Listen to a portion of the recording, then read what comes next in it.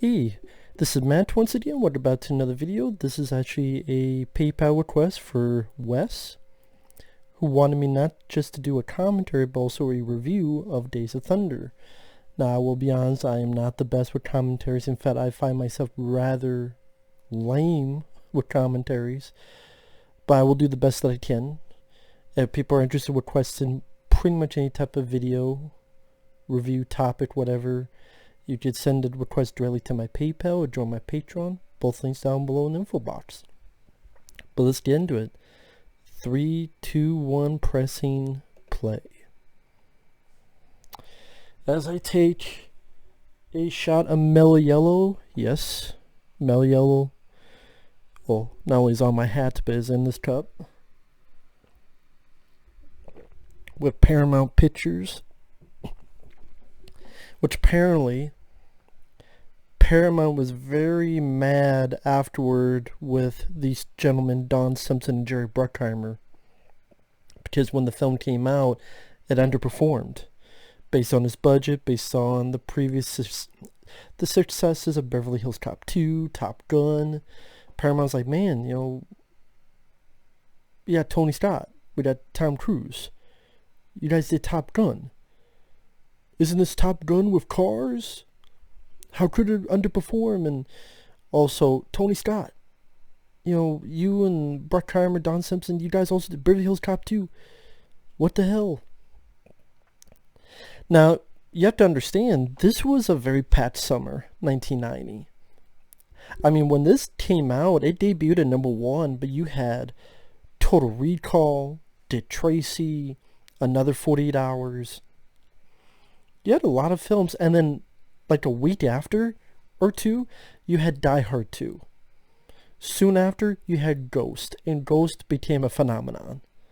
One of those films that you don't expect, but it just hits, and it hits big time. And then soon after, you had Arachnophobia, you had Flatliners, you had various other movies of 1990. I mean, 1990 to me, I've always said, people are like, what's your favorite year of movies? 1990 is one of my favorites. It's hard to pick my #1 favorite, but 1990 is up there because of the packed year of just, to me, solid, great movies. Jacob's Ladder. This film I quite enjoy. The First Power, Child's Play 2, Exorcist 3. I'm just talking about horror films. I mean, Die Hard 2, Total Recall. Van Damme had, I want to say Lionheart was 1990? No, that might have been 91. No, it might have been 1990. I always get my years mixed up on that. Steven Seagal, he had a successful film with After Above the Law was a hit. Boom, he had Marked for Death, he had Hard to Kill. And I just got a comment on the Magnificent score by Hans Zimmer. Easily one of my favorite scores by Hans Zimmer. Hans Zimmer I quite enjoy as a composer. He would go on to compose films like Broken Arrow, which I would say is my favorite Hans Zimmer score, but this is close.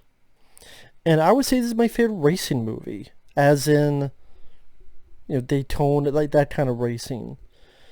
I think Tony Scott, may he rest in peace, he captured the feel and the speed of it.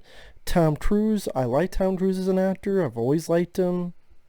He could do drama, whether it be Born on the 4th of July. He could do action, like the Mission Impossible films, Edge of Tomorrow. And yeah, he's crazy with the Scientology. I don't give a shit about Scientology. I do think he's a good actor. I think he performs well in films like this. Funny enough, seems like Quentin Tarantino is even a big fan of this. Just, you'll find written stuff that, in Tarantino's words, this is the best racing film. And like, yeah, people may laugh, but this is what older films like Grand Prix and what was that Steve McQueen film, Le Mans, this is what they wanted to be. Don't take it that seriously. Have fun with it.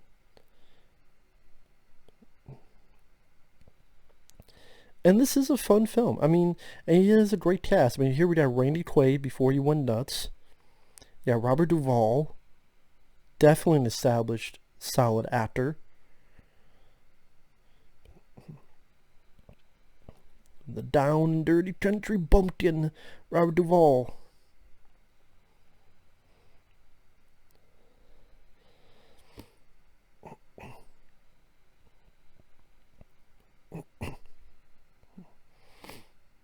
And like I was saying before, the Paramount was unhappy really unhappy with Don Simpson and Jerry Bruckheimer that this film underperformed. And so that's why you didn't see a lot of movies afterward where they worked with Paramount. They worked more with Disney because you had films like Bad Boys and The Rock and other films with Disney. It's not specifically Disney. I forget, is it Touchstone or Hollywood? I mean, it's a different division of Disney, but it's still owned by Disney. Which is, Paramount's loss. If they didn't piss them off, maybe Paramount would have had, Bad Boys, and they would have had,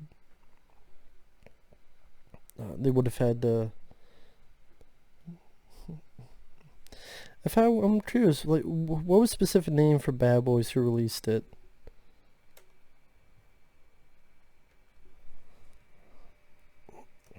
Just curious.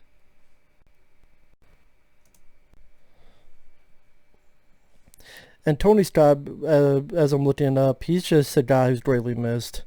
He's a director that I've enjoyed quite a few of his filmography. I mean, Beverly Hills Cop 2, True Romance, this film. I like Top Gun, Enemy of the State, Deja Vu. I think Deja Vu is very underrated.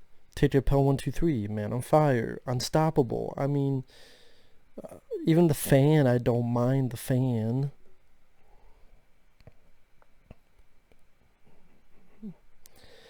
Yeah, Bad Boys was released under Columbia Pictures, Sony Pictures releasing. Okay, so that was that. So I think The Rock was a different one. Okay, so I got that wrong. That's from that. I believe The Rock was under Disney. Yeah, Hollywood Pictures. Hollywood Pictures was The Rock. Sony got Bad Boys. So there you go. But not Paramount.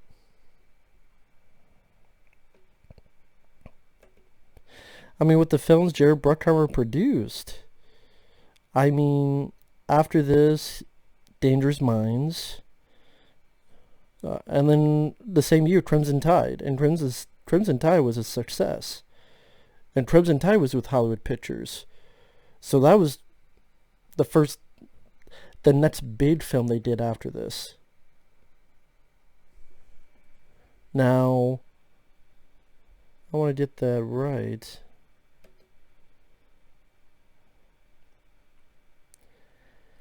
It must have hit him, the underperformance of this must have hit some kind of nerve, sadly, because Days of Thunder was 1990.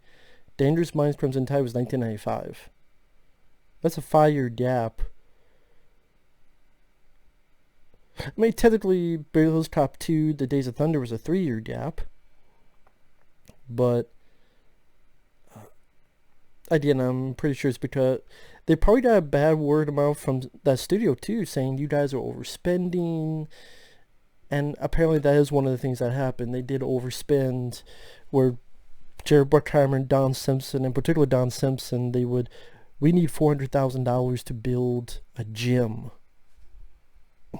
We don't have these parties with Tone Loc, the rapper who was an Ace Ventura Pet Detective, and let's have parties, and he'll have the party, and even Don Simpson's like, I want a role in this. You gotta film a role for me, and then they filmed it, and then Tony Scott like, this guy sucks at acting. Just film it, and then we won't fucking show it anyway. So it's just overspending. Kind of like what happened with Kuroko. Those guys, Mario Casar, where they would just spend and same amount of money. Do you have Arnold and Sly, these insane gifts and insane parties? And while I do enjoy the film, it's sad it underperformed. I can understand Paramount's predicament because this is before Paramount was Pair of Bricks, in my opinion. I can understand was like, well, you guys made this seem as if it's a surefire thing. It lost money for us. Just as thing, people are like, well, wait a minute, it cost 50 some million and made 80 million US, automatically must be a hit. That's the thing though, is that they don't get all the money that it makes in a theater. The theaters get a percentage of that. Why do you think, they don't get a big percentage, that's why their food was expensive. Back in the days where us old men had these things called movie theaters. They get a percentage, they don't get the whole shebang. I don't know if it's a 50-50 split, 60-40 split. I don't know, but again, they do get a percentage. They don't get the whole thing. But plus, that's not including the marketing, which I guarantee you, when you get a summer film, there's a lot of marketing behind it. Although part of me goes, I would think they got a lot of money because of sponsorships. Like, there's a lot of sponsorships. From Hardee's, Mellow Yellow, among other stuff. Each of these race cars that have these specific brands on them. But I don't know, maybe not.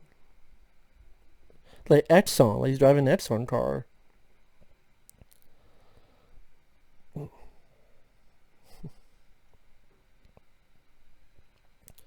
Oh, and that's John C. Reilly. Yeah, that's John C. Reilly, who would be in Will Ferrell and Step Brothers and Talladega Nights.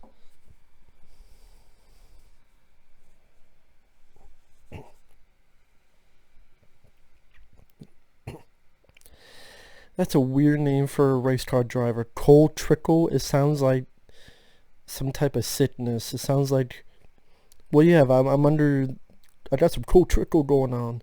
That sounds like, those commercials was like, take this pill, it'll make you feel better, but then they give you 85 symptoms that might come out of it that sound like close to death. Because they say out loud, this will help you live your life longer. But then they really quickly, and with a lower breath, they go, oh, by the way, this could cause diarrhea, this could cause vomiting, this could cause this. Don't take this if you have a heart problem, and it might give you some cold trickle, which is a weird STD. And I had some poontang last night, but God, I got some cold trickle now. This weird name, one of the weirder names for a character, Cold Trickle. Maybe not so much the first name, Cole, which is not common, but it's okay. But Trickle, I think it's the trickle part that really does it. Sorry to anyone whose last name is Trickle. But Tony Scott just had that great look to his films with the lighting and how he filmed the action scenes. Like, nice way of preparing the camera so it's not shaky, it's not bumpy, it's not confusing. Sometimes you see POV shots of the cars.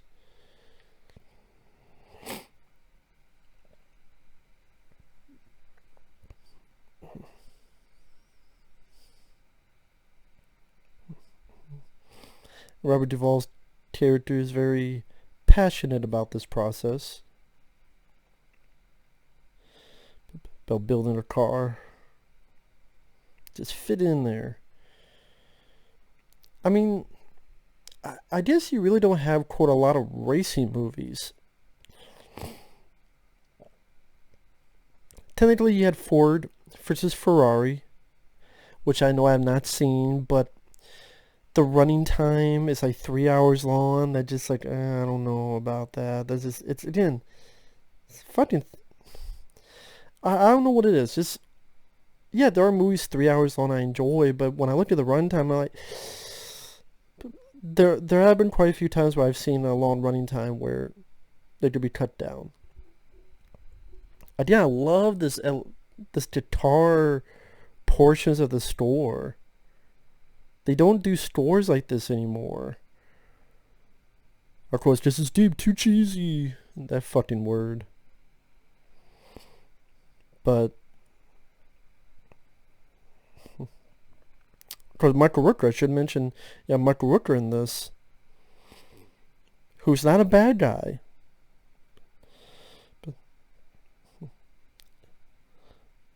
And it's funny because when people think of Michael Rooker, they think of him, they used to, as Henry Portrait of a Serial Killer. Now it's Guardians of the Galaxy. I remember him the most from Cliffhanger. But then there were quite a few times where he played a bad guy. But yeah, I like Henry Portrait of a Serial Killer. But yeah, the films I remember more from is the ones where he's playing a good guy. Like I said, Cliffhanger being number one. This one as well.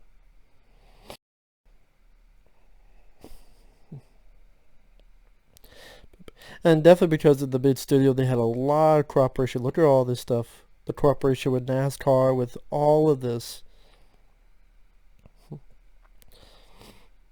The pit crews. I guess, I was talking about racing movies. Yeah, Forces Ferraris, like, yeah, it's 3 hours long, I don't know.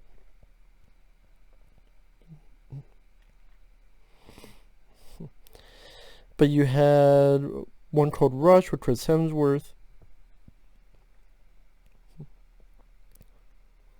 Driven. Driven wishes it was this movie, and that's disappointing because I'm a Sylvester Stallone fan. I mean, his new movies suck, but I loved many of Stallone's films, but Driven... that's why I was kind of looking forward to Driven when it first was advertised back in the 2000s. Because I liked this film. I'm like, man, Stallone do a movie like this? That'd be pretty cool.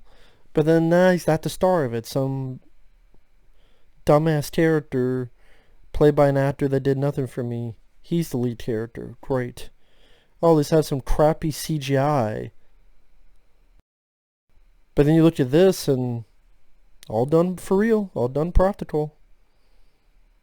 As we're going through this montage of these different cities.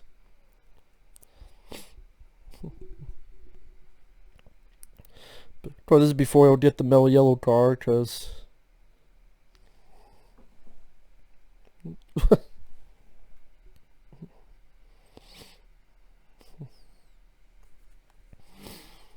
Rockingham, North Carolina.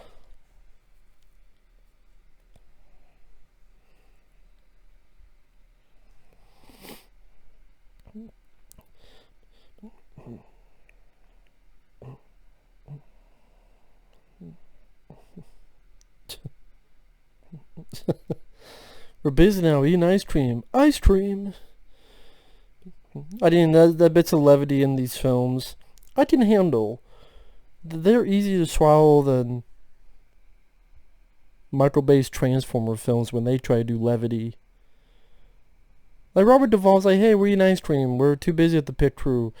That's more tolerable than a goddamn pot brownies and dolls fucking and whatever else in Transformers. Decepticon having ball sacks.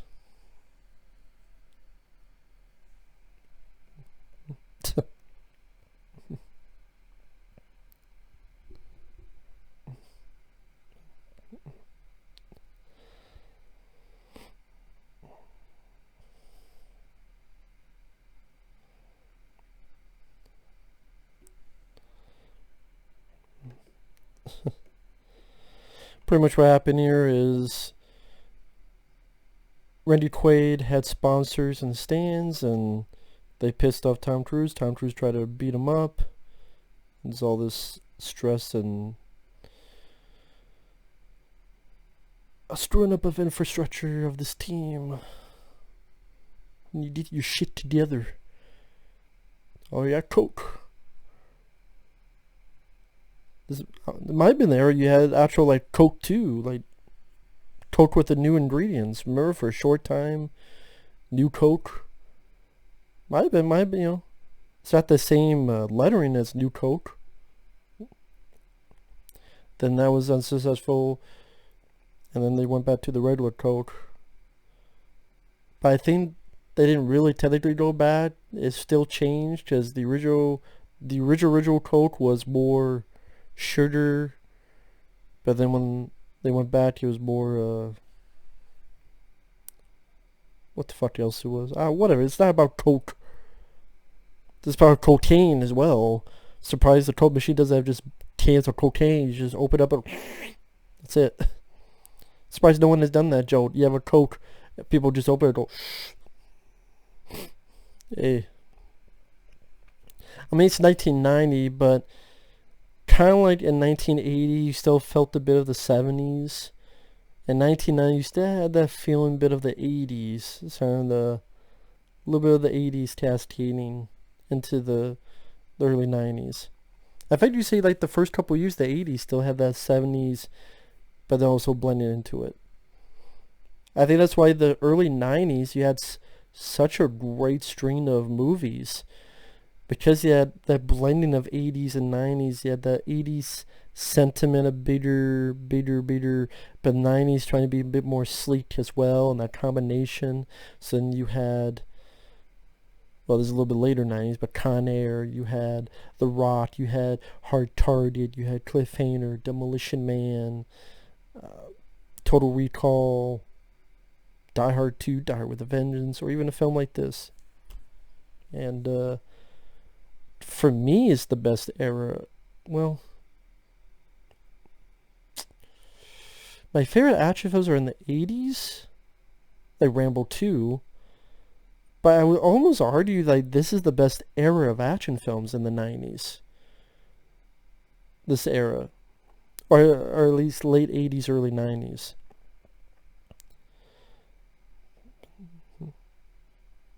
And I still like many of the action films in the 80s. But in the 90s, like I said, you had Total Recall, you had, I mentioned Total Recall, Cliffhanger, Demolition Man, Die Hard sequels, Last Boy Scout, Under Siege, Universal Soldier, and more.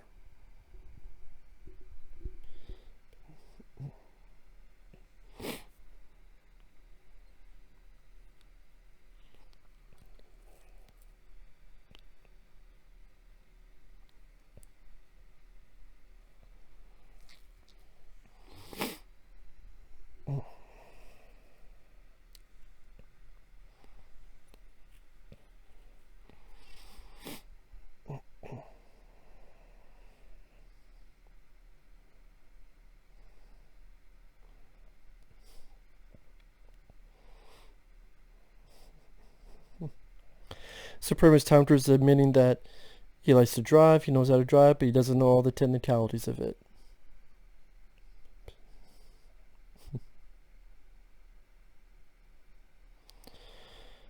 Which I don't blame. I mean, I don't know much shit about cars either, so there's people out there that could take me to school and then some when it comes to cars.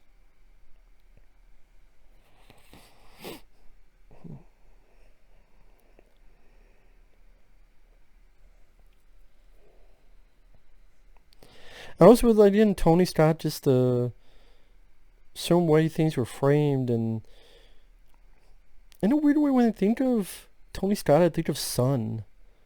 I know that sounds strange, but like certain images of sun comes to mind, and sunlight. That's a weird thing I know but I don't know why it is. But each time I think of Tony Scott, sunlight is what appears in my brain.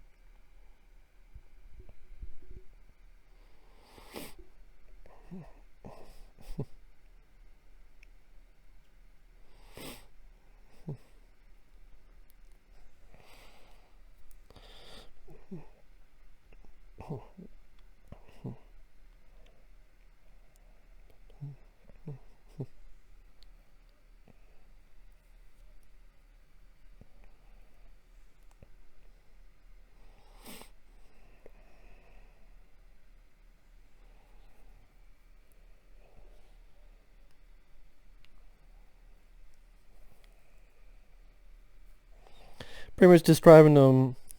Well, if you're watching the film, you know what the hell happened. If you're not, you just listen to me. Pretty much talk about how the wheels are getting melted and they're making him slip and slide everywhere. I can understand that. Just I'm sure Tom Cruise can understand that. But also,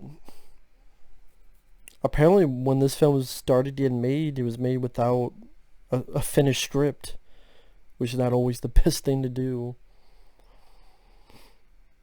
And with Tony Scott, I mean, I can almost see how this pitch happened.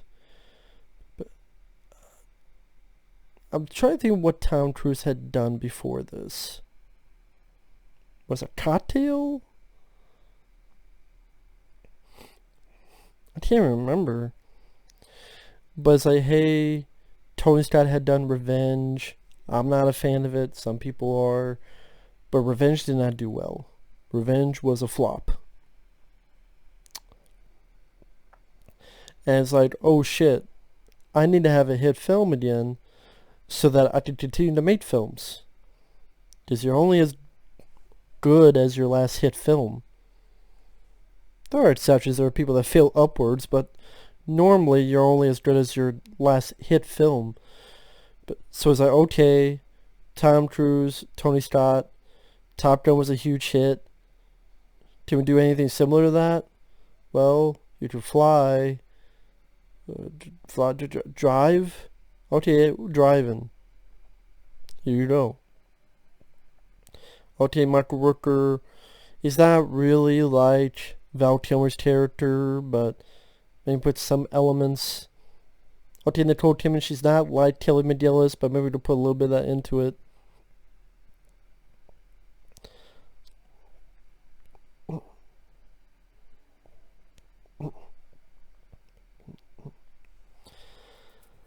And I mean, I could kind of see what they're going for. I mean, there's a ton of people that do watch NASCAR, but I would kind of wonder just how many specifically watch NASCAR. Okay, you have to make it exciting because these characters are driving in circles. They're driving in circles on pavement. What are you gonna do? Okay, did some great music, angles where the car almost hits the camera, POV shots. They make it more exciting.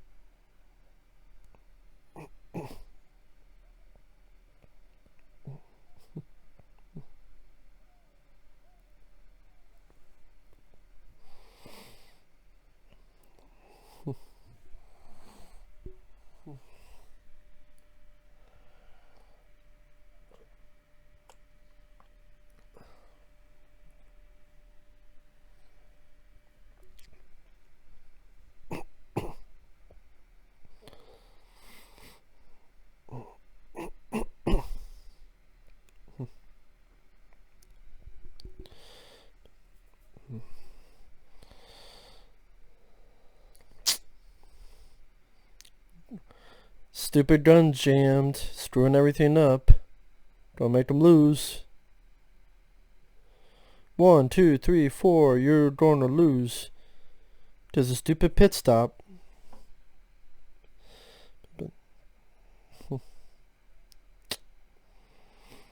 Now that's the thing, he did not want to go in the pit stop, but doing what he was told and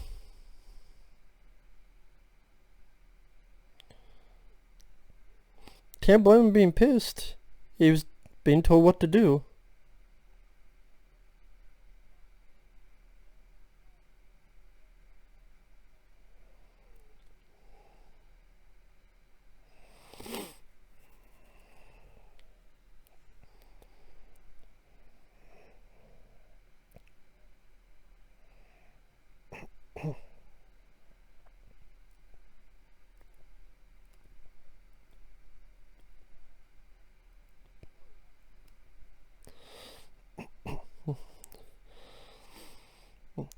But I mean, Tom Cruise Theater, he is starting to listen.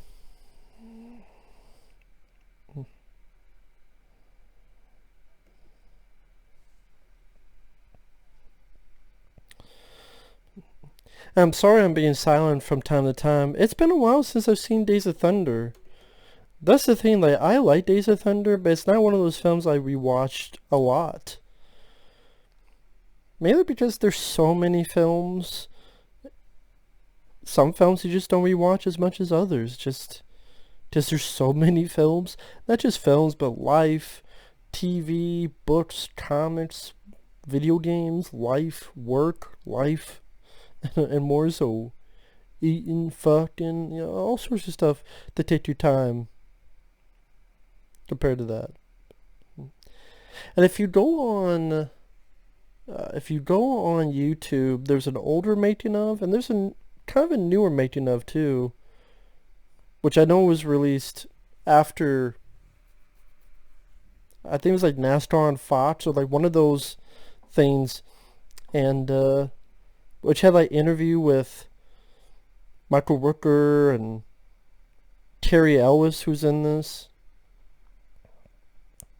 And I know that was done after Tony Scott passed away. He won. See, films like this is why so many times I review a film, I mention the score. If I don't, it's because it did not make an impression one way or another. But music to me is a very important part of a film because it could be, some would describe it, the backbone of a film at times. It could be the soul of a film at times. It could be the veins pumping the blood through the film at times. When you think of a lot of the classics, okay, of action, they did the score to Jerry Goldsmith's Rambo films. Brad Fiedel and Terminator 2. But I mean, even Die Hard, if you don't think much of the score, at least the Ode to Joy that with all the trailers.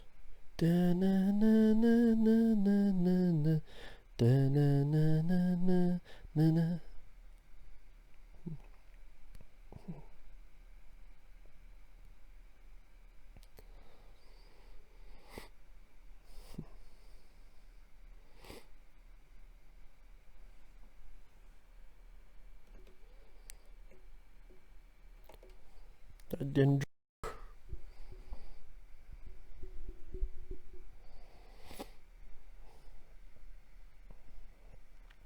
Talking about he got fucked over and now he's drunk as shit.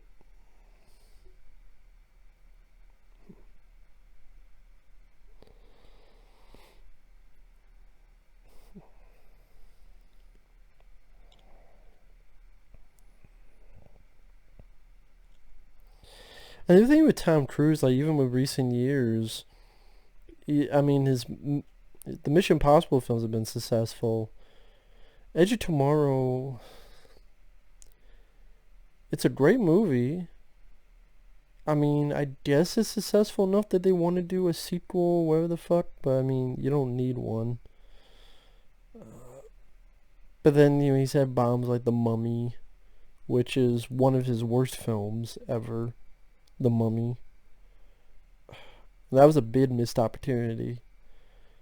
I'm like, okay, Tom Cruise in The Mummy. I mean, I like Brendan Fraser in The Mummy, so okay, Tom Cruise, The Mummy.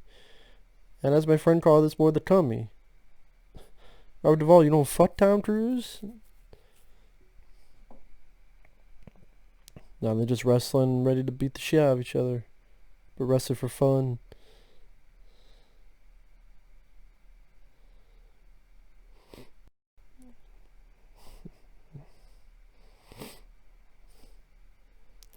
Robert Duvall, you out of breath.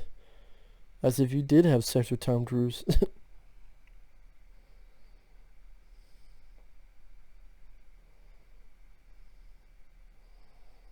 Did he say you pop your cherry?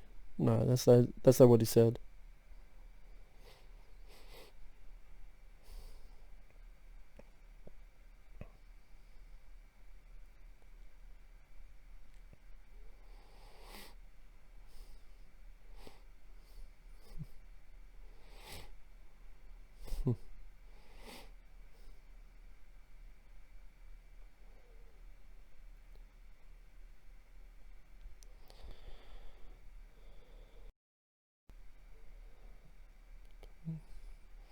Kind of a weird thing where Tom Cruise is like, yeah, my dad died last year. How'd he die? What the fuck do you think he died?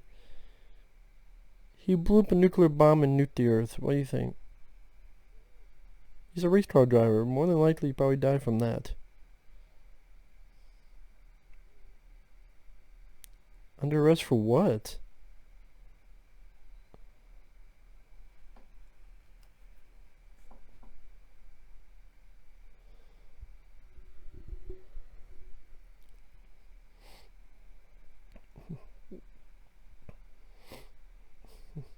So it's because Robert Duvall had a little bit of a... Oh, I remember this now. Like I said, it's been a while since I've seen it. There you go.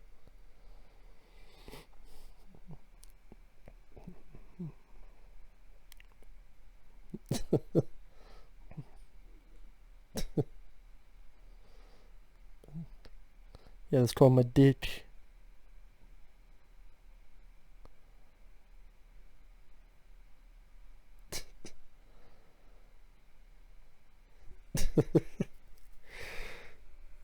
Surprise. Come on, smile, Tom. That's a good surprise. Who would not want to be stopped by? Now, that's the kind of cop you want to be stopped by.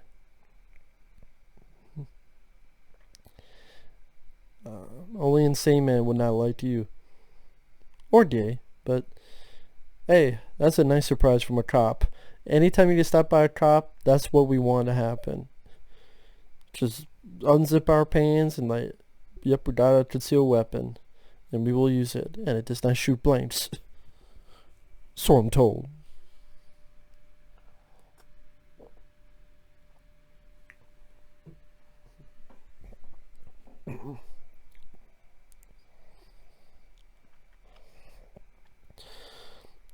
It just, again, like, there's these racing scenes are directed so much better than what Rennie Harlan did. And I liked Rennie Harlan. Rennie Harlan, I liked. Rennie Harlan would be in my top 10 favorite directors.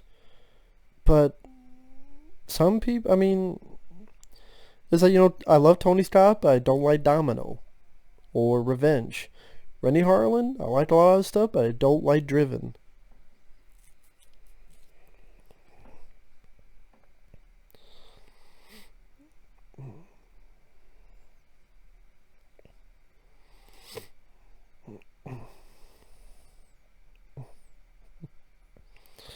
Wow, what a dick. Oh, never mind, he was helping him out, I guess. No? Okay, don't wait, he's in the red car. I got confused for a second. I'm like, wait a minute, he's not in the green car, he's in the red car. Yeah, I don't think the male yellow stuff comes in until the later on in the film. Because you got the crash, and he has doubts. Do I ever want to race again? Maybe I could be paralyzed. Does Michael Rooker gets hurt? Hey, we drive to win. We ride, we die. Bad Boys for Life. No, different movie. That's a power up and then some. I mean, that's what most people say. People watch these NASCAR. They're waiting. They're watching it to wait for a car crash. Is that true for anyone who's into NASCAR? Is that specifically why you're watching it? Oh shit. That's a party. God damn. And that's turned to fucking nothing. There's Tom Cruise. Well, speaking of the bit, I said, oh yeah, he gets hurt. Here he goes. Oh yeah, and that's where he meets Nicole Kidman. Which they became an item for a bit, because they did that one movie, Far and Away. The movie that no one remembers for a reason. Which I'm sure they thought was going to get all these Oscar nods. It didn't.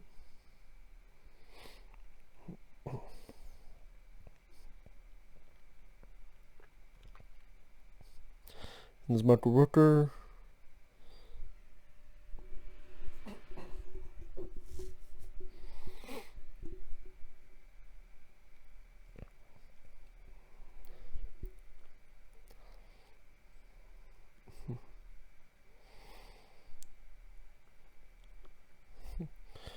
I mean, you can't blame him for being a bit scared. I mean, scary thing to go through. I mean, I've been in a car crash. It's not and this was not nearly as intense as that, as in there was 15 cars or whatever. But I have been in a car crash. This is intense.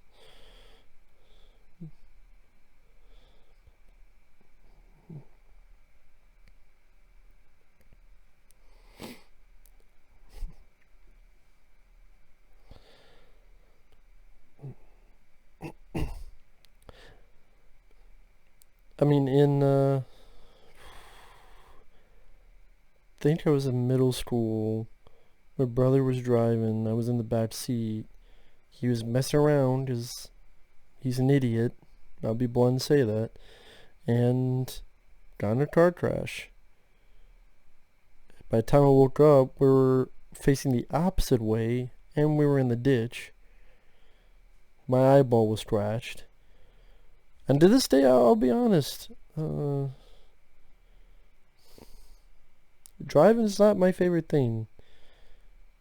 If I prefer public transportation or walking, this when you absolutely need to, of course. But I'm just saying it's not what I prefer since then.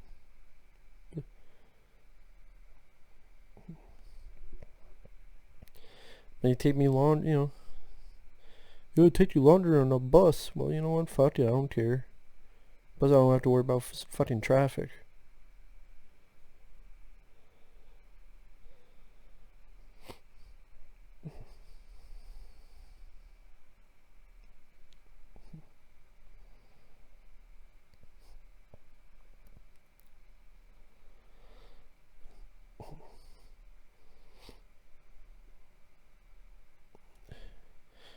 Giving you the cocaine, shitload of cocaine from Don Simpson, Jared Bruckheimer's stash. The stash that made him build a fucking $400,000 gym for the fucking movie.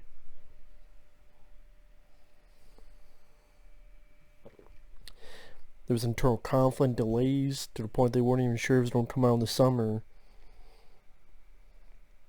Which is why the budget, I think, doubled what it was supposed to be.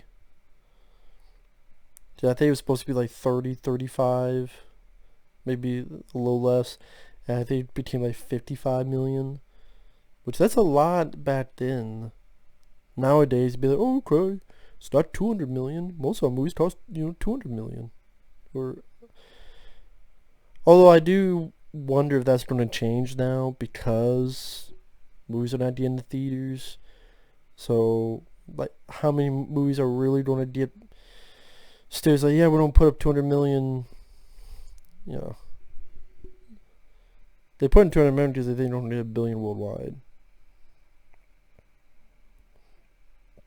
And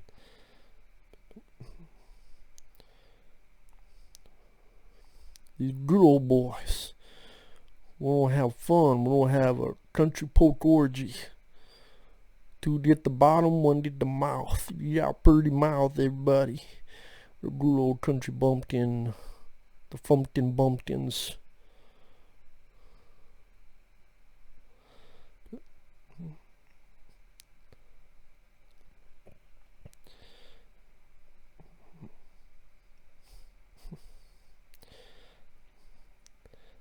And actually, it does make it so that previous scene with the cop who's a hooker, it was a fun moment, but there's actually a point to it, because now Tom Cruise thinks Nicole Kidman's the same way. And doesn't believe she's a real doctor.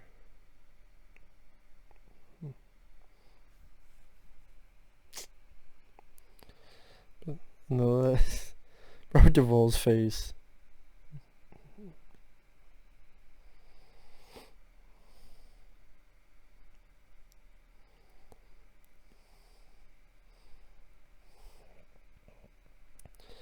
Bravo. Bravo.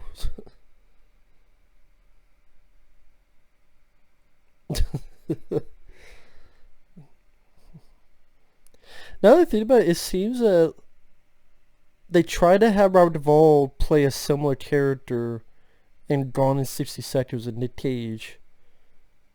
Only that film sucks. I mean, Gone in 60 Seconds is one of those films I'm not a fan of. But it was a fun idea, but man, like, I'm not on the end of that. Gone in 60 Seconds to me, it just not as fun as it seemed like, because these two guys compete even in wheelchairs.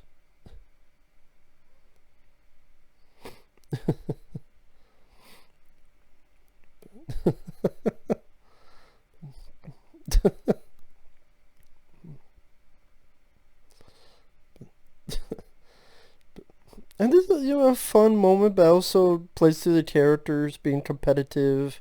Even though they're hurt, even though they're in wheelchairs, they still want to win. They still want to beat the other. And it's them actually doing this, not stunt doubles or anything else. And Nicole Kidman, I think before this, she was in that film Dead Calm. I think she's Australian. She was in a film called BMX Bandits, and then Dead Calm. People got their attention. She definitely brought a lot of eyes onto her because of her role in that movie. And I think it was around this time she was doing films like, they said Far Away with Tom Cruise, Does They Were an Item, Malice, there's that one with Alec Baldwin. That's the film where Alec Baldwin's like, you're saying God complex. Let me tell you something. I am God.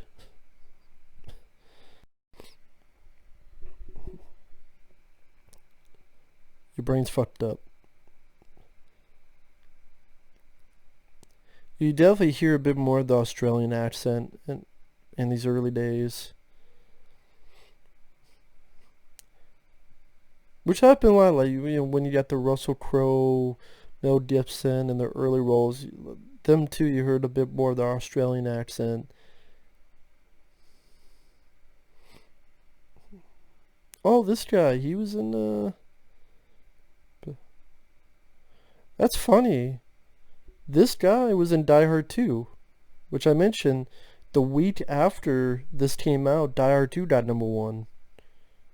It might have been 1 week, might have been 2 weeks, and he's the guy who ran Dulles Airport, who would have a few conversations with John McClane. So I just find that funny, like, imagine this actor, like, around this time, man, I'm in 2 movies that got #1 at the box office.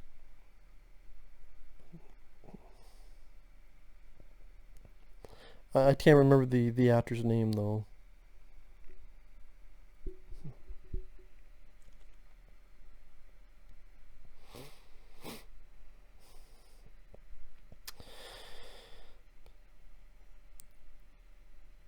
And I was mentioning, yeah, Die Hard 2 came out, that Ghost, like I said, was a big popular film. And this film just went down further and further. Because when the film came out, reviews were very meh on the movie. I mean, they would say, it's just Top Gun, but it's... Well, which... It's really not like Top Gun if you really look into the plot. It's really not like Top Gun. It's just easy to say that because, main character, hotshot, in some type of vehicle, falls in love with this woman, love story mixed in with hip music score at the time. He has a rivalry. Instead of Val Kilmer, it's Michael Rooker. But, well, I guess there's some similarities of Top Gun when I think of it that way, but when you look at the actual plot, it's not the same actual plot of Top Gun. Like in Top Gun, who would be the Robert Duvall character, who's like the mentor to Tom Cruise? And Tom Cruise, like, And Top Gun had a bit of a path history of his dad, and you don't really have that in this. And this one, I could deal a bit more into the love story, maybe because I just felt a bit more of the chemistry between these two. Like when you tell me, oh yeah, these two were with each other, I could see that. I did definitely see that.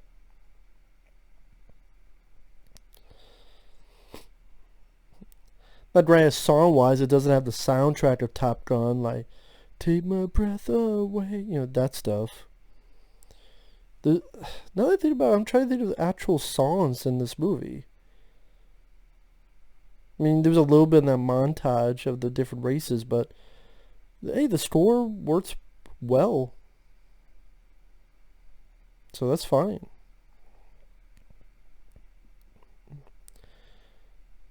You don't do shit for me, Tom. I'm gonna divorce your ass later. Tom, you didn't do shit for me. Now fuck off. For sure. We'll take your keys.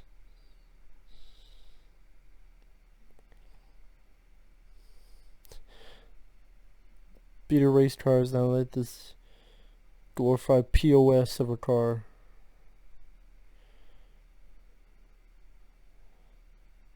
Yeah.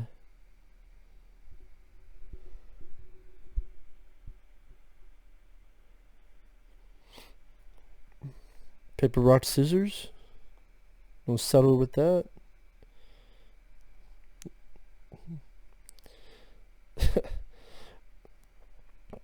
I didn't stuff like this. It's just fun. Like fuck it. Two guys, they rent these car rentals are pieces of shit so they don't ruin their good cars. And we're gonna race these POS cars. They did damage, oh well. Playing fucking bumper car with them. It's getting kind of hectic. Well, they're pretty fucking late anyway, so it doesn't matter who the fuck wins.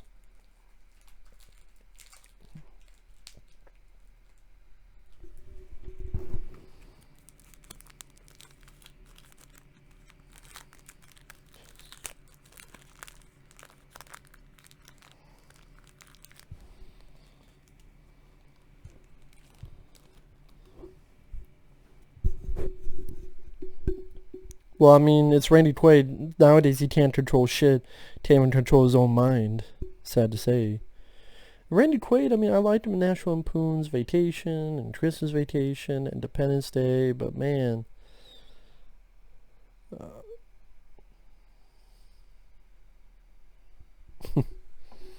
right, both those fucking cars. Here we are.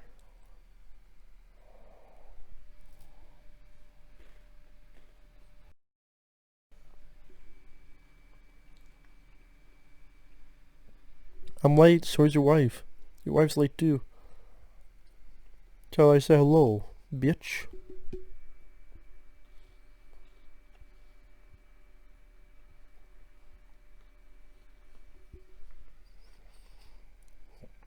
Yeah, who gives a shit? You know anybody here?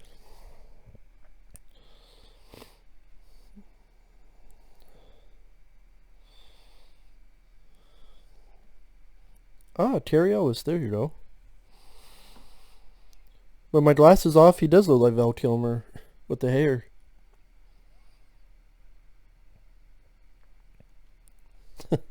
And Terry Ellis, that's another actor I enjoy. He was in The Princess Bride, Robin Hood Men in Tights. I remember having fun with that.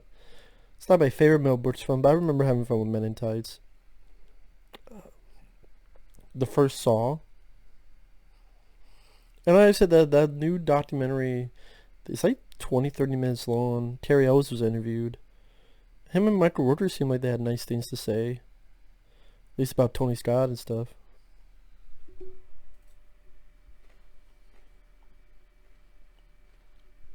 Damn, that hair.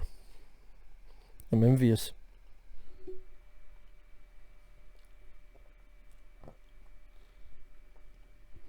Got enough fucking flowers? Shit.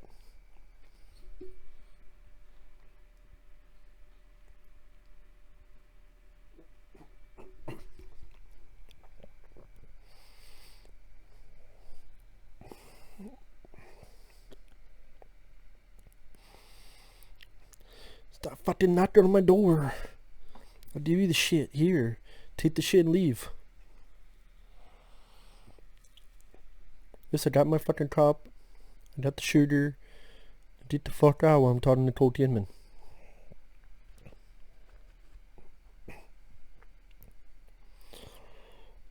Fine, take the cup back. And with Tony Scott the year after this, he'd had The Last Boy Scout. And I do enjoy that movie. The Last Boy Scout is one of my favorite Tony Scott films. I love The Last Boy Scout. I reviewed it on the channel years and years ago. But I love, Bruce Willis, Damon Wayans. I love the script for that. Santa Claus is out there. Be prepared. That's my motto. Be prepared. But I know that film was a train wreck in filming. Everybody hated each other. Bruce Willis and Damon Wayans hated each other. Joel Silver was hated by everybody. Tony Scott said, I will never work Joel Silver again. Probably said, I will never work with Bruce Willis again. Shane Black, he said it was a miserable experience. Mark Goldblatt, the editor, this is like an editor of Terminator, like T2, Rambo 2, like he directed Dolph Lundgren's The Punisher. He said that's one of the worst experiences in his life. One that doesn't even like to talk about in interviews. Like, I wish someone would just sit down and tell a end all be all backstory of the Last Boy Scout. All the ins and outs. I want to know all the specifics. What the fuck happened? Someone just say something. But the thing is, who's going to tell that story? Bruce Willis, he'd probably be too fucking asleep to tell anything. Tony Scott has passed away. Joel Silver, he's probably be full of shit about it.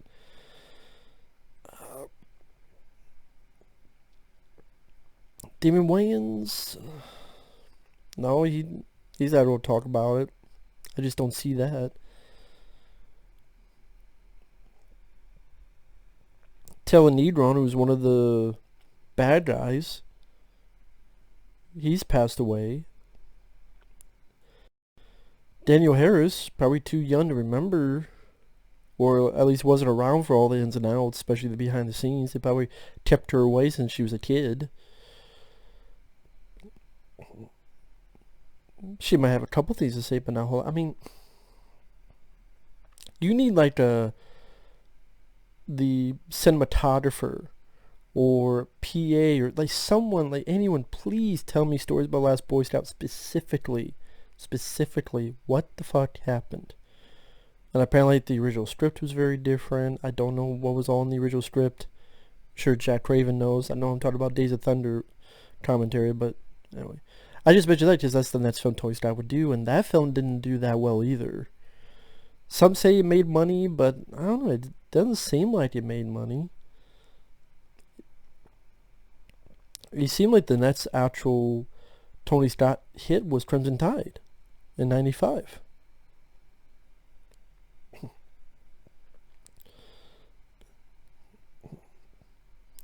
God damn. Nicole Kidman just pushed his ass right to the fucking wall.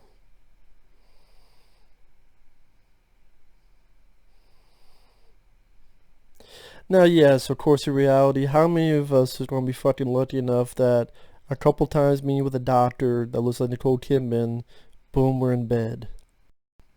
Yeah, that'll never happen. Well, maybe if you're Tom Cruise it will. But,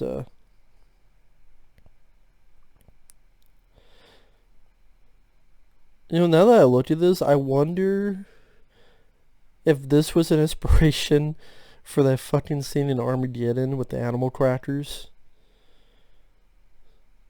But this is done better. I'll say that. But it's like you have two people, lovers, playing with the leg with this. Trying to go to seduction.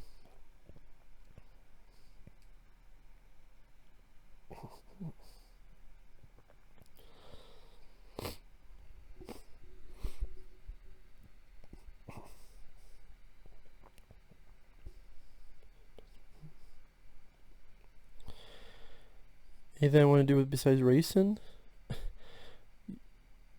You're pretty much naked. What do you think the answer to that going to be? When doing life? Well, Tom Cruise gonna go in space to film his next fucking movie for some fucking reason. 'Cause yeah, you need to film in actual fucking space. What's next? You need an actual fucking lightsaber to film lightsabers in a Star Wars movie? You need actual fucking aliens to make a fucking alien movie? I mean, come on. You don't need to go to actual fucking space. I saw Gravity. It looked fucking real enough to me. I saw it Ad Astra with Brad Pitt. It looked fucking real enough to me. Watch Gravity and Ad Astra. Bat to bat. Space kid looked really fucking real already. Going to space, it's not gonna make much of a fucking difference. It's just gonna be a waste of fucking time. And I would not be surprised if that project gets canceled, considering all the shit going on. Because who the fuck wants... Well, let's not spend money on shit we need. Let's spend money on a fucking movie that's going to be filmed in space. Well, with how stupid things are, I can buy that happening now.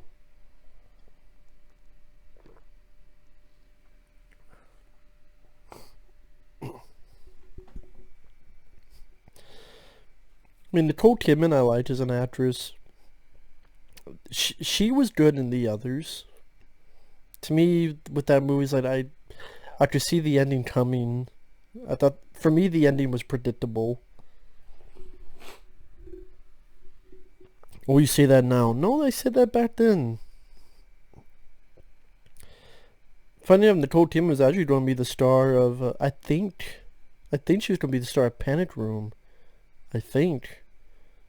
But then something happened. Could be wrong on that. Now that I think about it. I don't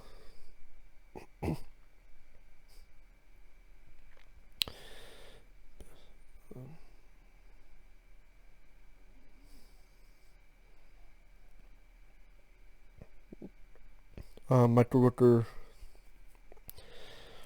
Now, of course, if you know your movies, you know that when the guy who's not the star, it's about all these glorious dreams that he's going to do, more than likely that's not going to happen. That's because he has problems with his brain. And it's going to affect his driving. And he's going to be done.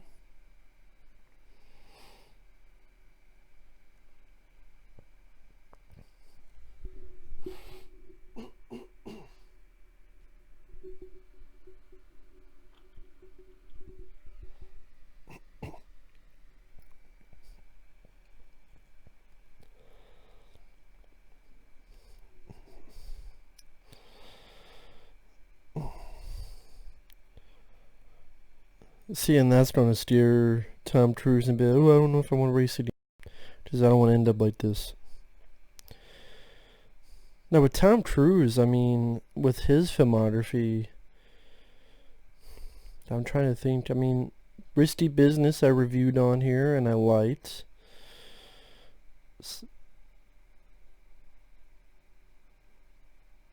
After the sea, I'm trying to think.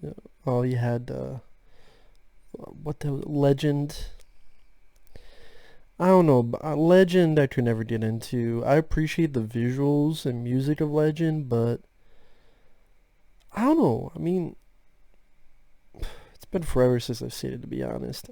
I remember Tom Cruise not doing much of shit in that movie, and he was supposed to be like the hero.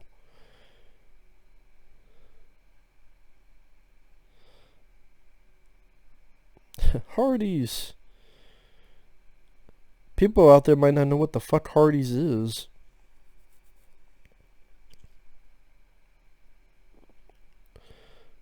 Being driven by Terry Ellis. But for people who don't know what Hardee's is a fast food place like McDonald's, like Burger King, but I always thought them to be a bit expensive for fast food. I mean, to be honest, I always thought like Burger King and I always thought Burger King and fuck, McDonald's was a lot cheaper than Hardee's. Hardee's. It's been a while since I've been at Carl Junior's. But if there's a fast food that I could compare it to, it'd be Carl Junior's with Hardee's. I wonder if Hardee's, maybe that's just a Midwest thing. Kind of like back in the day, there was this store we had called Shopko. That might be just a Midwest thing. Or back in the day, we had this thing called Kmart. I mean, now you just know about Walmart, but people don't even know what the fuck Kmart is. Now Terry Ellis, he's our villain. He's our asshole. Ooh.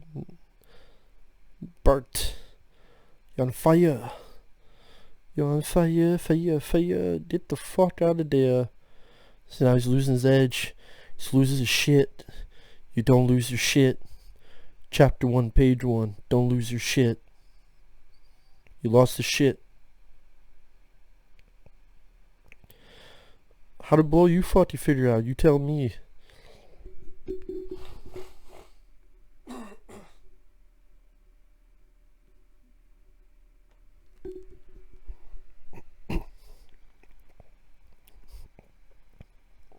It's getting kind of hectic.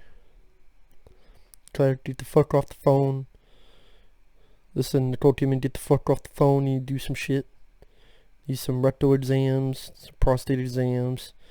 You need to get the fuck out of Dodge. Get off the phone, Nicole Kidman. Red Quaid. Why don't you go back to your family, Mr. Cousin Eddie?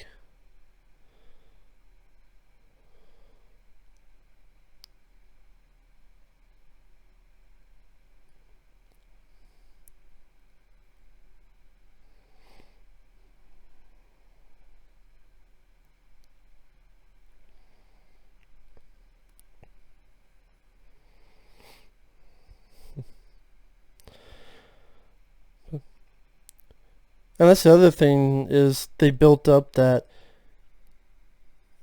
Tom Cruise's character is not supposed to bump anyone or cause any trouble again. Otherwise, he's completely kicked out. So again, they established something, which leads to this. So, I mean, people complain about the script. I've seen worse fucking scripts. You ever seen The Predator? Shane Black? And Fred Decker wrote that piece of shit? Fuck The Predator. I just had to throw that in. Just like a breath of fresh air saying that. Fuck The Predator from 2018, 20, whatever the fuck teen. I do this because it's just more comfortable. Plus I like to keep things loose. That way I don't get... I know it sounds stupid, but... I'm always cautious I don't get any sprains or anything of that nature. Oh, you don't get sprained from lying down. That's the thing. Stuff can happen when you lie down too much too. I just like to be extra careful on stuff. Hardee's. See, that's why he's losing. He's losing because he doesn't have the mellow. See, he needs the mellow to win. There you go. That's the problem with Tom Cruise. He needs the mellow to win.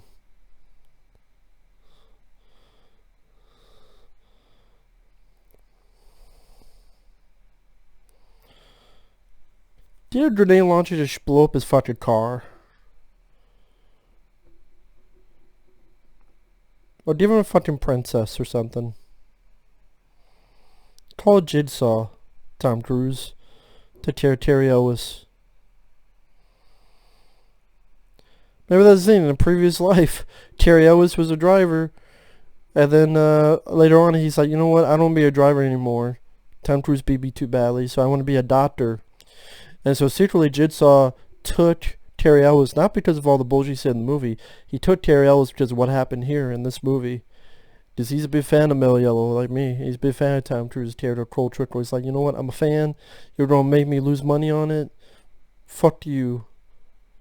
You might have changed your name, Gordon, but you don't fool me. I'm Jigsaw. I'm fucking psychic.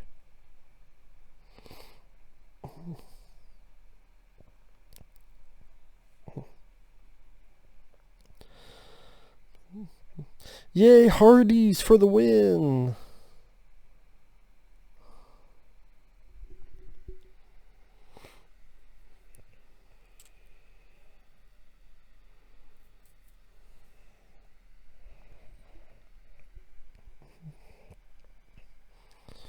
He's fucking with Tom Cruise.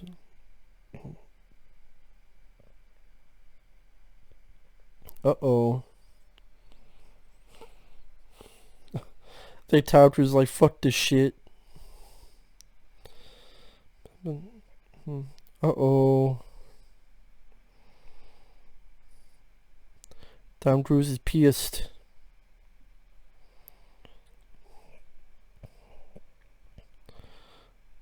Here we go. Hello. Man, like, what the fuck you doing? You should have done that during the race. You could have won. At least you would have won. Should have fucking done that before. That's what they're like, fuck, man, you should have done that before. Like I said, at least if you did before, you would have won the fucking race.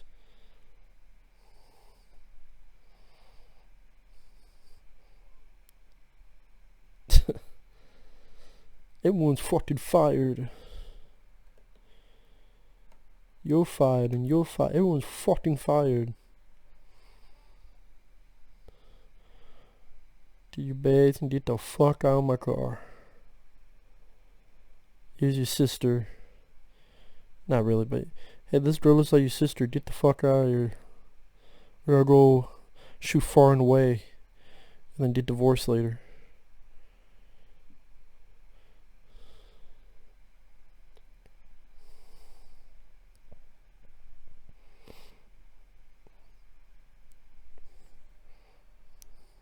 Then this fucking douchebag.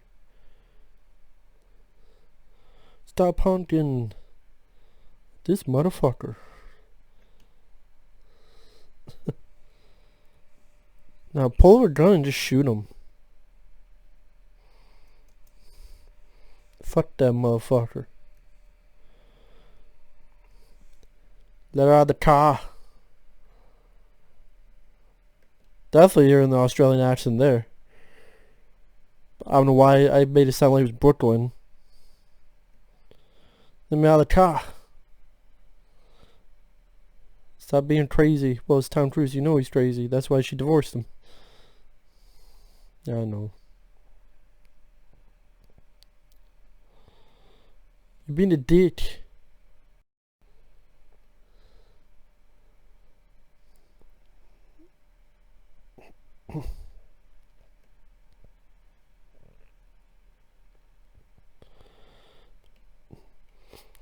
I'm looking at info on Wikipedia. Cole Trickle, Tom Cruise's character, was patterned after Tim Richmond. His name is a nod to veteran racer Dick Trickle.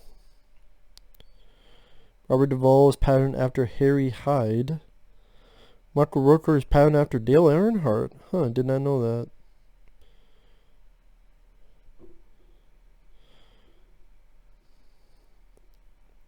John C. Reilly, being Talladega Nights.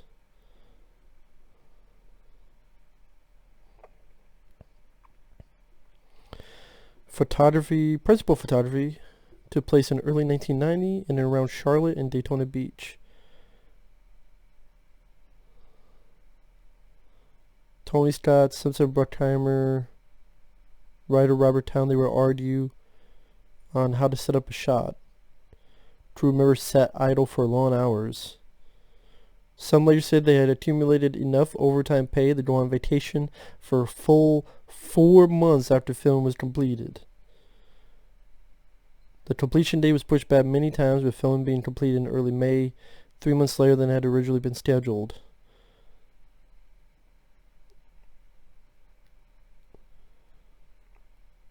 Simpson Bruckheimer spent $400,000 to have a vacant storefront in their hotel converted into their private gym. Don Simpson kept a full closet of Donna Karan dresses to offer the attractive women his assistants found on the beach, and held private parties with friends like rapper Tone Loc.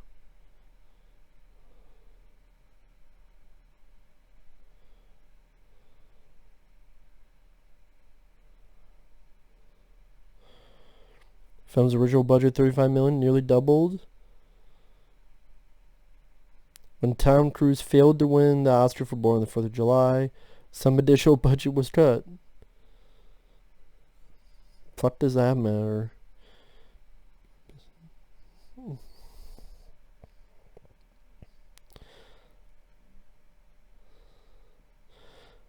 Tom Cruise was paid $9 million for it.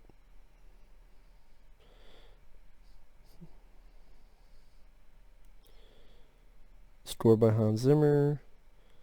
Film's theme song, Last Note of Freedom, was sung by David Coverdale of the band Whitesnake at the request of Tom Cruise himself. Debut Wednesday, June 27, 1990. See, this says it was a financial success, grossing $157 million, but more people talk about it was a bomb or it didn't do well or underperformed. That was the thing, that films don't bomb, they underperform. There is a difference, to be fair, because I think what it is with studios is that they're hoping this film is the tentpole. What's a tentpole? To make up for all the films that could flop. You know what? These films we're taking chances on, they could flop, but if they flop, at least we'll have this to cover our ass. And if that film underperforms, then they get really extra pissed. It's like, you know what? Maybe you should get pissed at the other films that didn't fucking do well at all. You know. Film was nominated for an Academy Award for Best Sound. Mixed reviews from critics who mostly shrugged off the sometimes over-the-top special effects. Special effects, how are they over the top? They're real effects.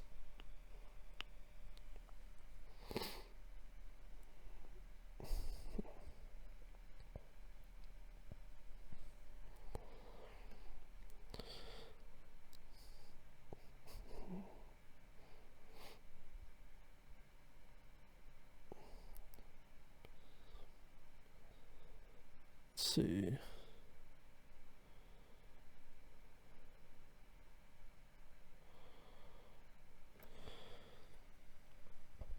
I don't know about what this guy says, but he says, meaning I don't know if I agree with it, but he goes, Days of Thunder might have been the most important film Tony Scott had made, because the excesses of its production and its failure to equal Top Gun's box office helped end the era that had followed the failure of Heaven's Gate 10 years earlier. The studio's willingness to indulge director Michael Cimino on that film, as other studios had been doing up to that point, led to a backlash where studios favored producers like Simpson and Bruckheimer, whose films bore far more of their imprint than any director who worked for them. Crimson Tide was the critical commercial success it was because after similar excesses on the producer's part like those that occurred on Days of Thunder, directors were allowed to reassert themselves. Yeah, I don't know about that. I mean, I would think maybe Last Action Hero. I mean, that came out after this. If a film did that, I would think Last Action Hero did that more than Days of Thunder. But, I mean, what do I know? Although I like Last Action Hero.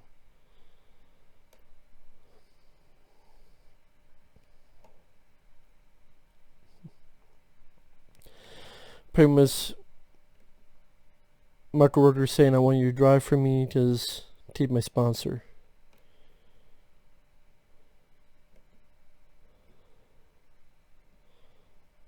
Just drive the fucking car, Tom.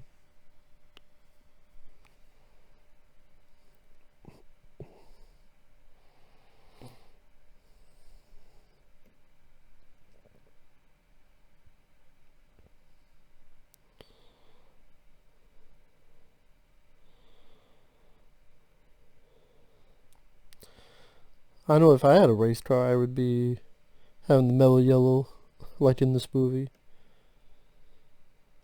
I forgot there was a video game on this. PC, NES, and Amiga. And a Game Boy version? The game is currently available on the PlayStation Network. Yeah, there you go. You're on the PlayStation Network, you did Days of fucking Thunder.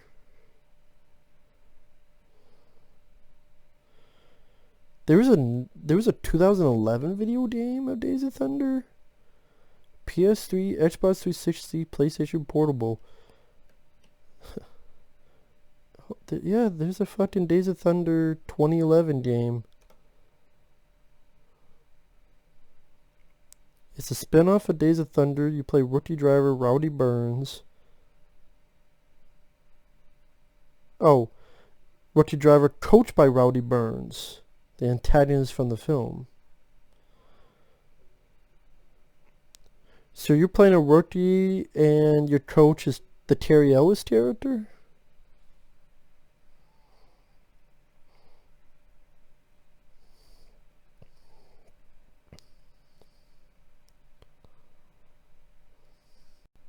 Never heard of this fucking game.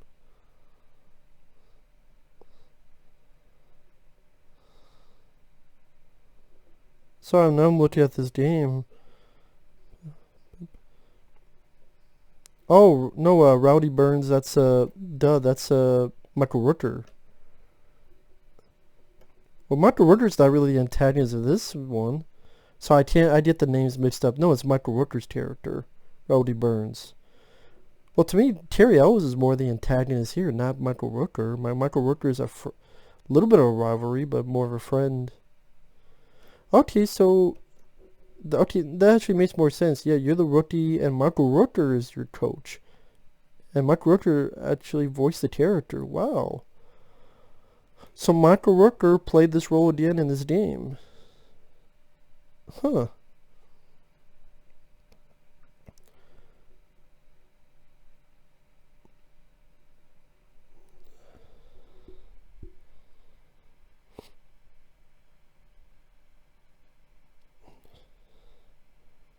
It got bad reviews. I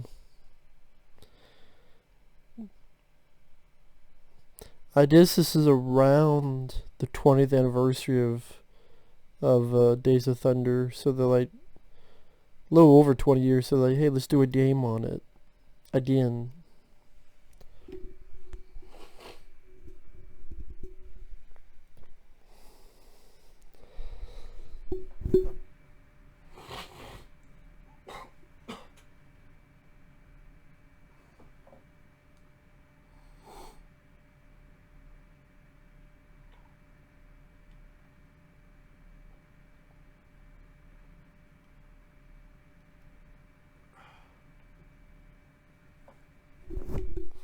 Sorry about that.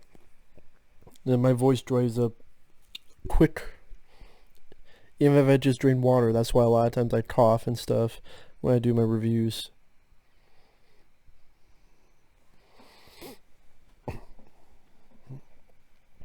So now Towndred's talking to Robert Duvall, trying to get him to help me race again.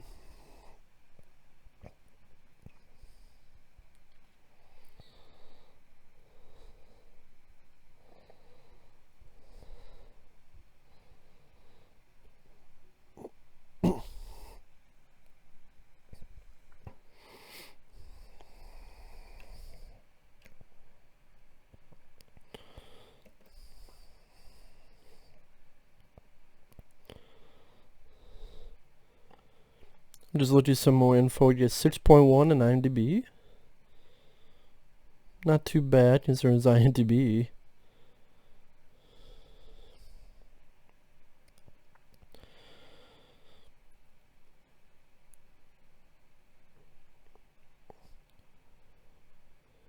Some footage from the movie shot during the 1990 Daytona 500.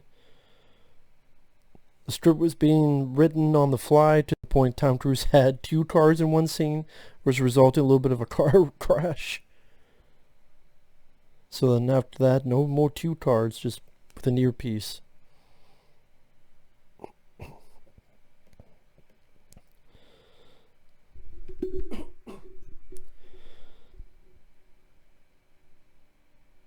Tom Cruise wanted Kurt Russell for the role Michael Rooker played. Huh. Tom Cruise wanted Kurt Russell. It was through Cruise that Russell became aware of Bad Draft. Never knew that.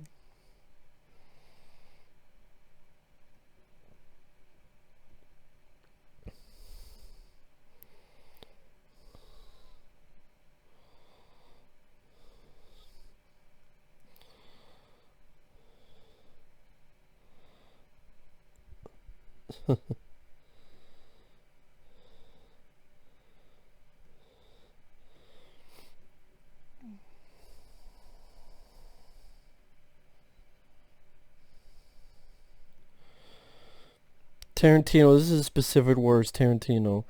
Yeah, you laugh, but seriously, I'm a big fan. To me, Days of Thunder is the movie Grand Prix and Le Mans should have been.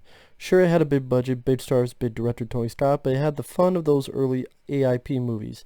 I just don't think it's worse if you take the whole thing too seriously. Which I agree. I don't always agree with Tarantino, but I agree with stuff like that.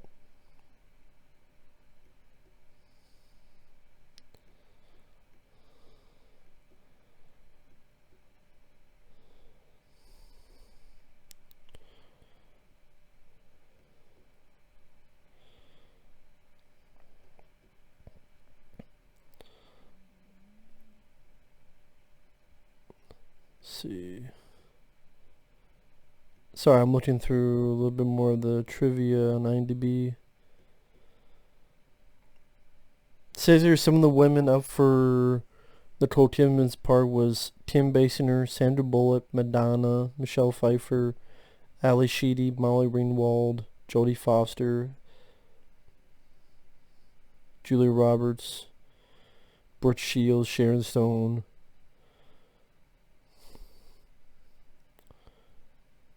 I mean, other names I'm looking, I mean, I thought Nicole Kidman, she was fine for the role.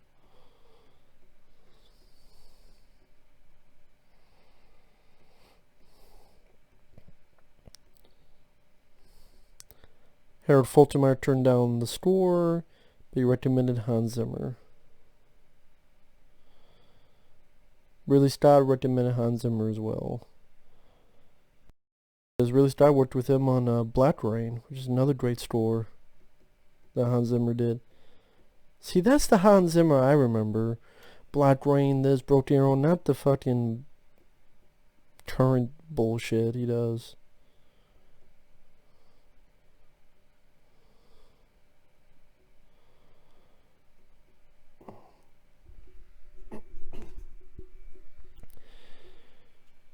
For nearly 3 decades, it was the last of Jerry Bruckheimer's films to be distributed by Paramount Pictures.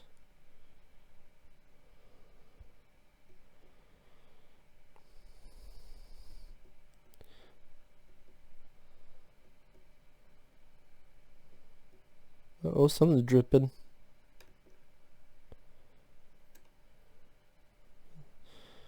Hey, what did I say? The Mellow Yellow is sweating. Let it sweat a little bit.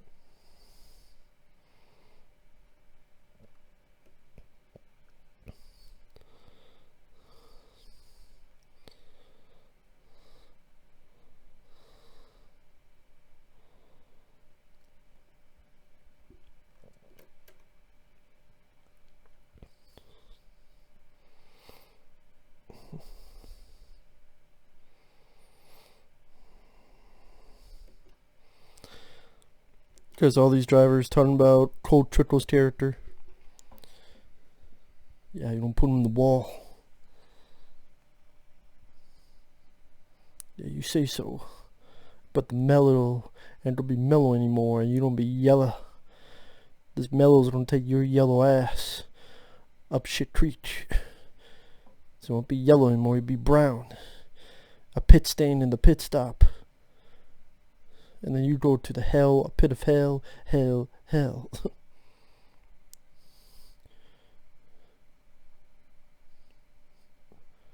I didn't even notice that big like mellow yellow sticker right by it too.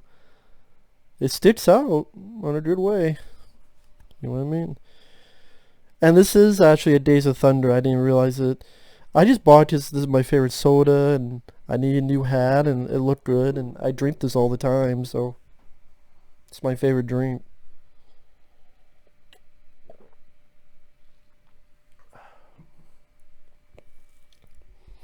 I can't help it. I love it because it's smooth. You know, I wish somebody did a sponsorship with Mellow Yellow. You don't even need to pay me money. Just pay me shipments of Mellow Yellow. I would even do it for that. Give me a lifetime supply of Mellow Yellow and we're happy. I'll mention it in every video. See, if I was someone successful like PewDiePie, I might be able to get that job, that deal, but nope. You would take money? No, just give me a lifetime supply of Mellow Yellow. Believe me, that will save me a lot of money. Do that.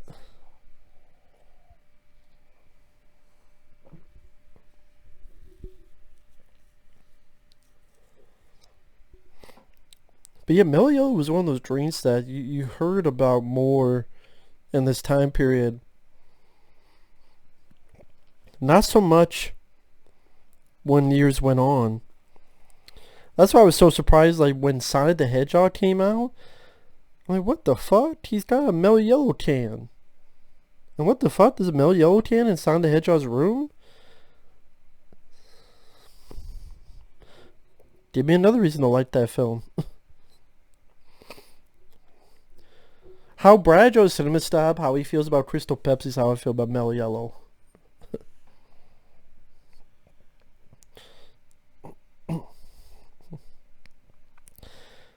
Yeah, Randy Quaid, I'm gonna drive this up your ass. Take those fucking sunglasses, give them to Wesley Snipes. He always needs to do a pair of sunglasses.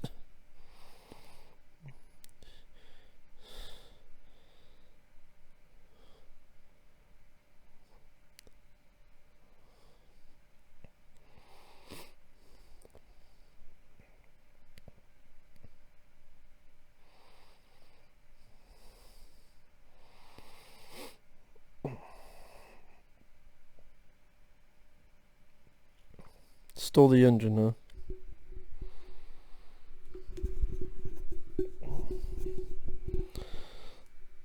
huh? Stole the engine from where? Yeah, I'm looking at you. Yeah, with the haircut, he does seem like he wants to be Iceman from Top Gun.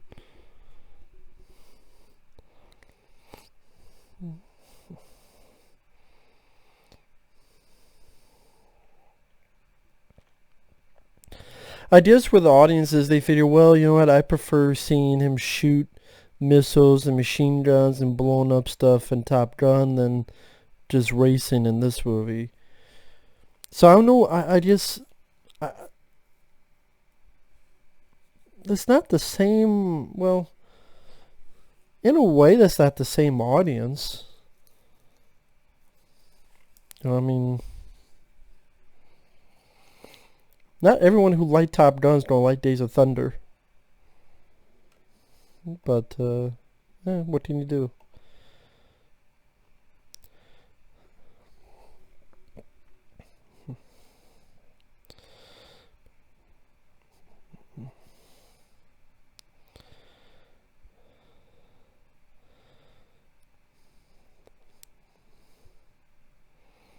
Yeah, very nice.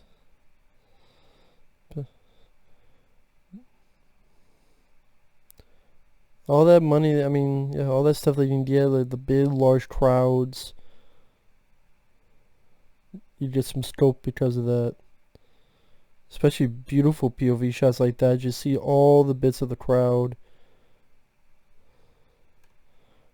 Don't choke. Come on. You're the mellow.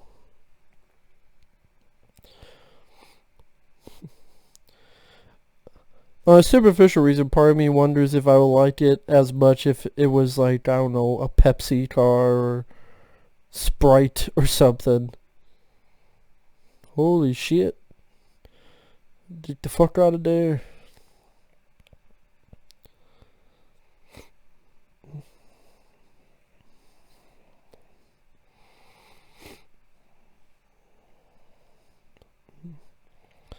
Yeah, actually say something.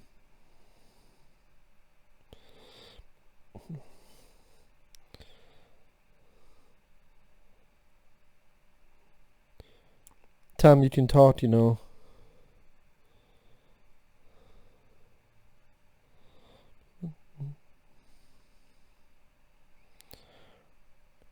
Yeah, man up.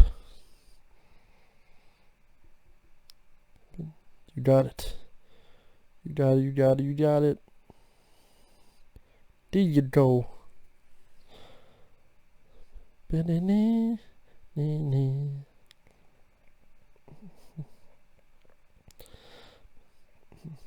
Pass the motherfuckers.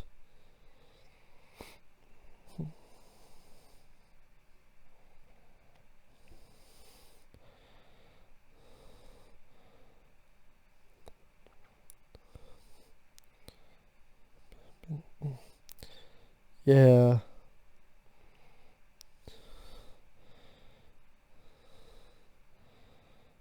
Yeah, fuck you guys, get out my way.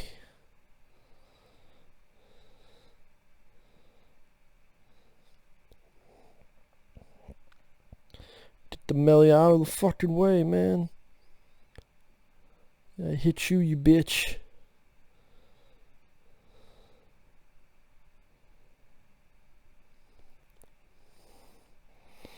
Fucking Hardys.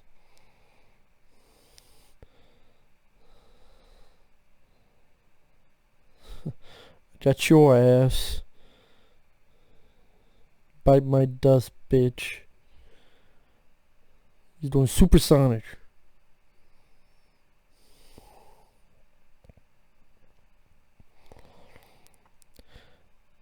Now, obviously, with 23 laps to go, you know it's not gonna be that easy.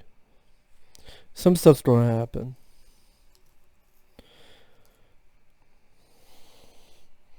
Yep. Keep trying to butt fuck me, man. Trying to hit my ass.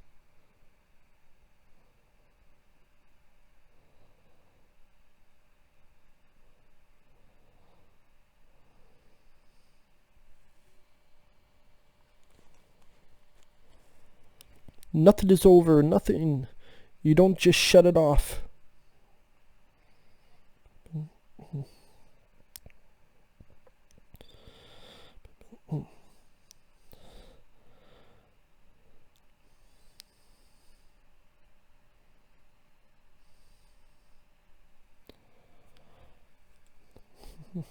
What are you gonna do? 180? Yep.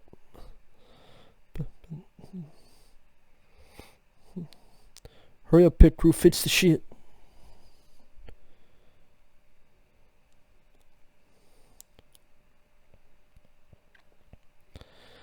Come on, pit crew. Move your ass. No time to be mellow. Move your fucking assholes. Move the shit. Oh, now you're like, oh, go help them. Where the fuck did that come from, Randy Quaid? You were just asking 10 seconds ago, are they out of the race yet?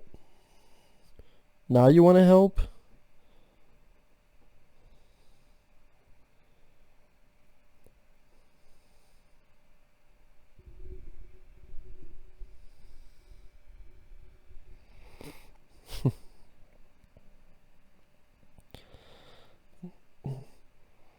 These gotta catch up.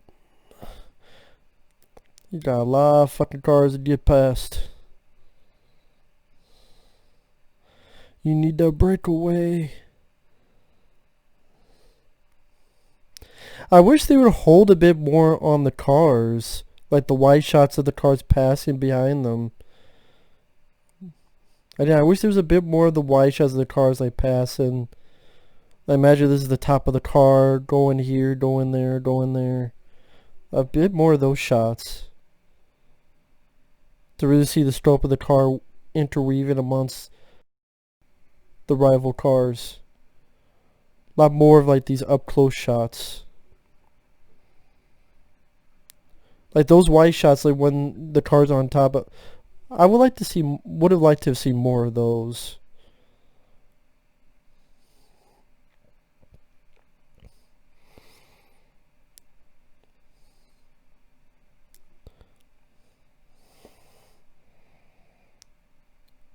Tries the idea and fucking brake and let him do it. Wrecked his own car.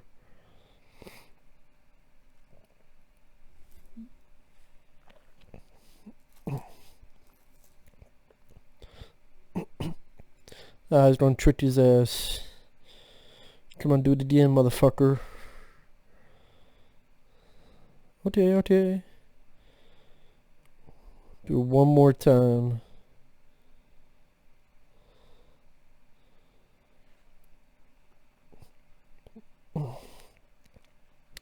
Play to zero. That's what it is. Play for zero, like.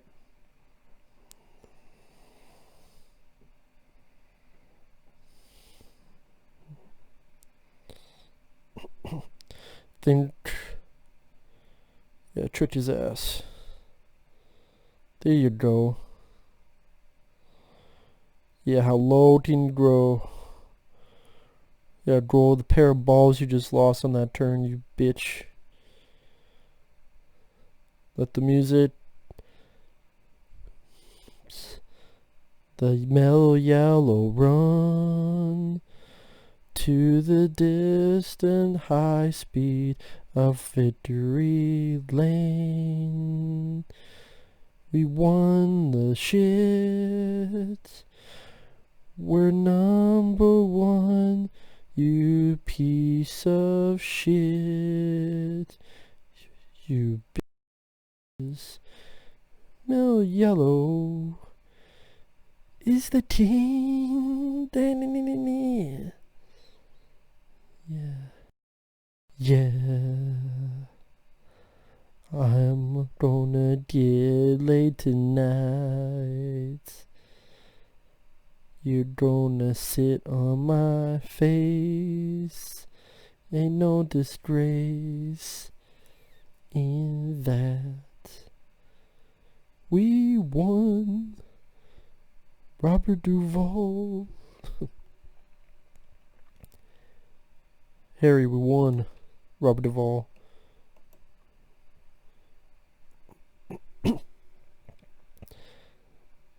This coming up is my favorite piece of music. If I have a favorite piece of music of the score, it's this. One time, well, I was promoting something which turned out to be shit, which is why I deleted it.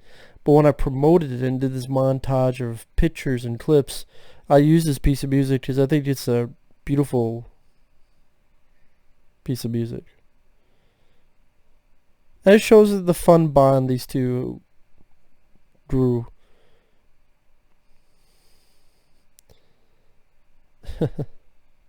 Raise your ass. Man.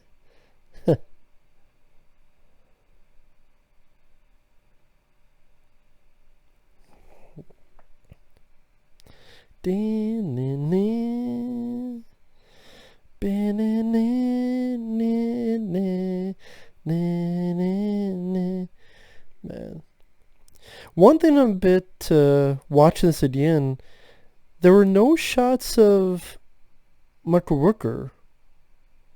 See, if this film was made today, and I actually would have liked this, some shots of Michael Rooker watching the race.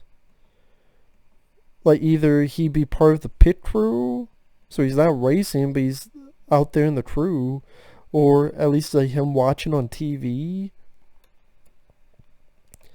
That's the thing. I'm a bit surprised there's no, like, Michael Rooker seems like been a part of the movie.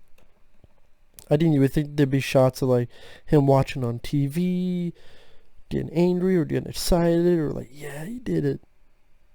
And considering it's his car, you would think he'd be paying the fuck attention, but no, nothing with Michael Rooker. So again, that's a little bit of a nitpick. It's like would have been nice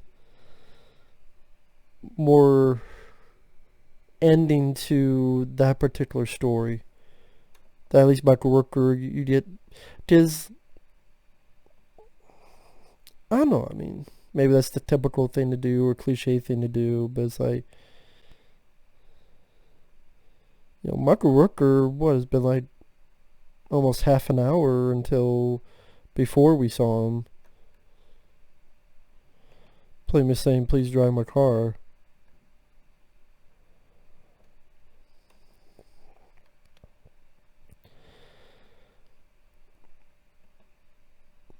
Because also you never find out what really happened to Michael Rooker's character.